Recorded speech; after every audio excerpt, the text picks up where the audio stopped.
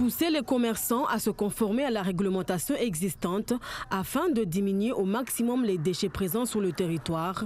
C'est l'objectif du travail collaboratif entre ces derniers et l'intercommunalité de Petite-Terre. Et pour cela, toute une panoplie de solutions sont mises en place pour les accompagner. Sensibiliser sur la réglementation, donc ce qui a déjà été fait par exemple sur l'abattoir sur la rue du Commerce ou à Pamandzi sur la route nationale. Donc du porte-à-porte fait dans chaque commerce pour expliquer que les commerçants doivent prendre en charge leurs déchets et ne pas les mettre dans les bacs dédiés aux ménages. C'est des projets qui sont en cours avec les restaurateurs par exemple, où on va proposer des composteurs pour qu'ils puissent faire du compostage avec leurs déchets organiques, mais c'est aussi les aider à lutter contre le gaspillage alimentaire.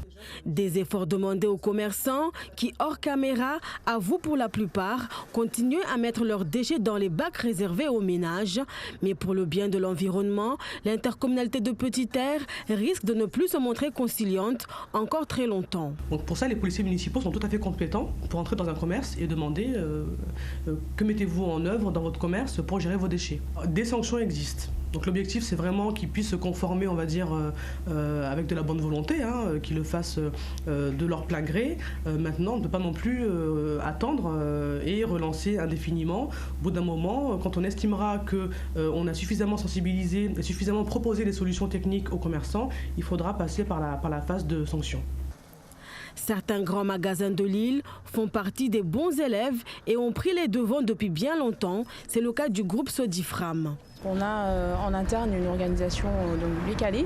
On trie à la source donc dès nos magasins et jusqu'à notre plateforme dans lequel on compacte et on fait des balles à destination des prestataires. Des prestataires, c'est ce que certains groupes BTP de l'île vont devoir travailler avec pour se conformer eux aussi à la réglementation. Ce sera tolérance zéro pour tous ceux qui seront surpris en train de déverser leurs déchets dans les ravines. On sera beaucoup moins tolérant, donc on mettra tous les moyens en œuvre avec les policiers municipaux, avec la population aussi, pour vraiment sensibiliser et surtout faire de la répression auprès de ces personnes-là. D'autres projets sur le long terme sont en cours d'étude à l'intercommunalité.